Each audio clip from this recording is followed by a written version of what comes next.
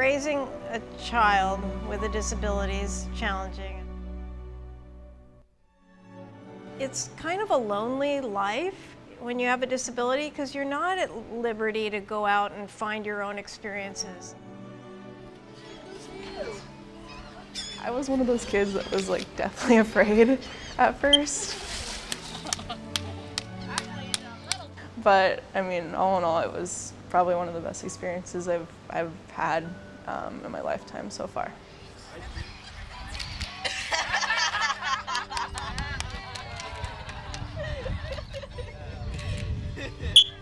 That was a genuine smile.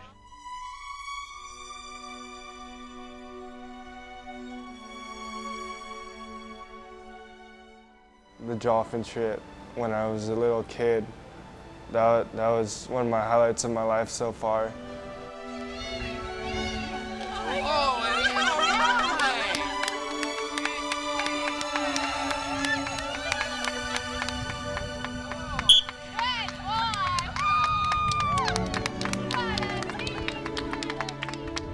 It was fun just being able to bond with some of the people that I know now.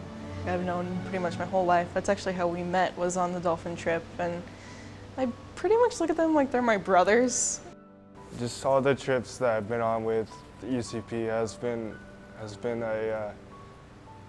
a blessing to me because I know that I have friends that I could go hang out with, spend time, have fun with.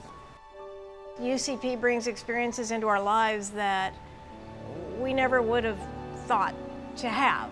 I don't know, like a passage into the rest of the world that everybody else gets to experience.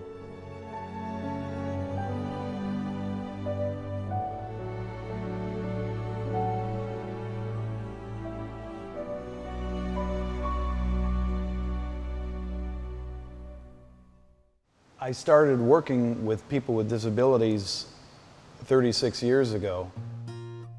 I went to work starting programs without any sort of government funding. I was told it couldn't be done.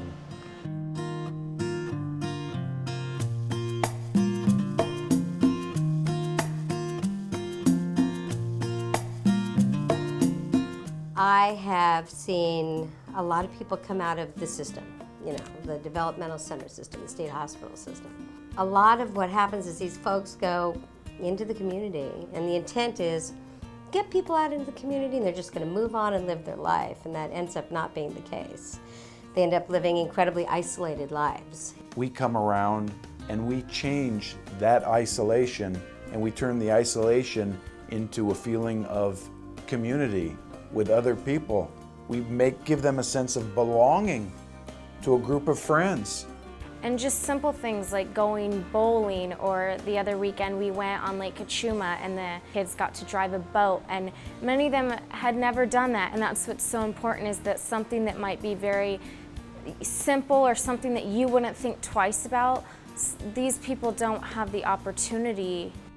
It's always special, and it turns into something special. There's always something that you don't expect that makes these trips really enjoyable. You might leave and go on your trip as friends, but I always feel that when I come back, I feel like more like an extended family.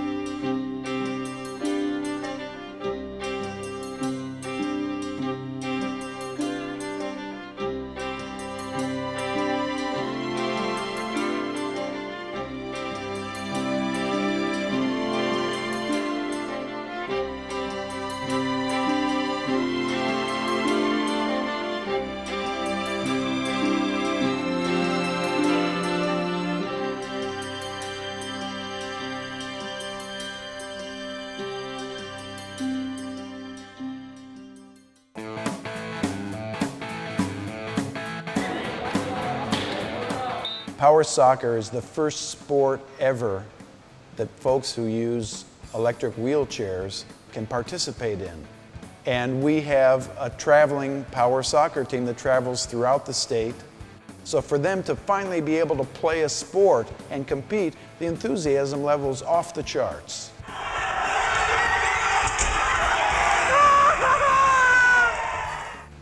Kyle Colton, who has been in all of our programs. He's one of the top power soccer players probably in the country today. I think this is my 6th year doing it, 7th year, and I've grown as an athlete.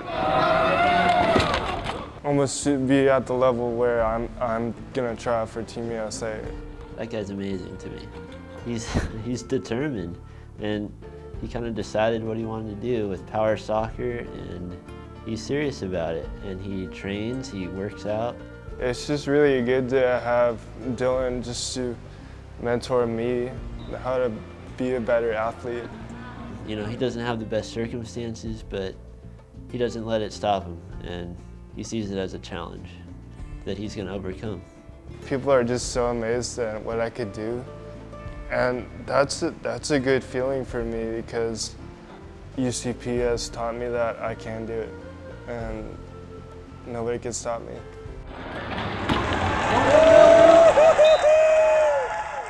Craig Hyams, the person probably who inspired me more than anybody I ever worked with.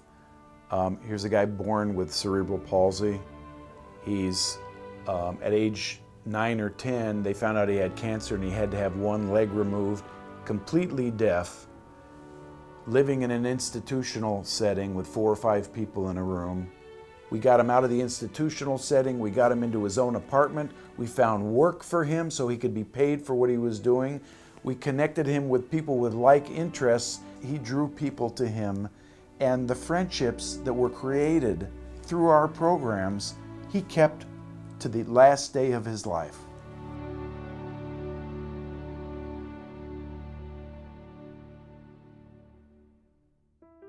In order to keep these programs going, since we don't get any government funding at all, we need private donations. We need individuals to believe in what we're doing so that we can continue to do what we're doing and expand it. You know, I think of things like the 6-week course with the surrogate program. Nobody else would do that, even touch that. No one else would take you up on a plane and let you see Grand Canyon in a private plane. That's that community support that you get through UCP Working. That, you know, I don't know what our family would have done without that. It really reached out to everybody. You know, when you know that they're having fun, and when you see the kids with big smiles on their faces, or you hear a child with autism that never speaks repeating to herself that she had such a great day, she had such a great day, those are the things that make it so important. I don't think we'd have the joy of life that we have if it hadn't been for everything that Marty kind of instilled and injected into our life. We're people. I mean, we're not some sort of alien from another planet. I mean, we're just, you know, your person next door, and we want to be treated like a regular person. So, I mean, we're not looking for any special treatment. We just want to be able to, you know, join in. I feel like I get back more than I deserve because I always feel like there's people whose needs aren't being met. So it's like no matter what I do, I feel like I could be doing more. But I get back just an enormous amount of love. I don't think that could be beat. I always think of the Nat King Cole song, Nature Boy. The greatest thing you'll ever learn is just to love and be loved in return. That was almost on key.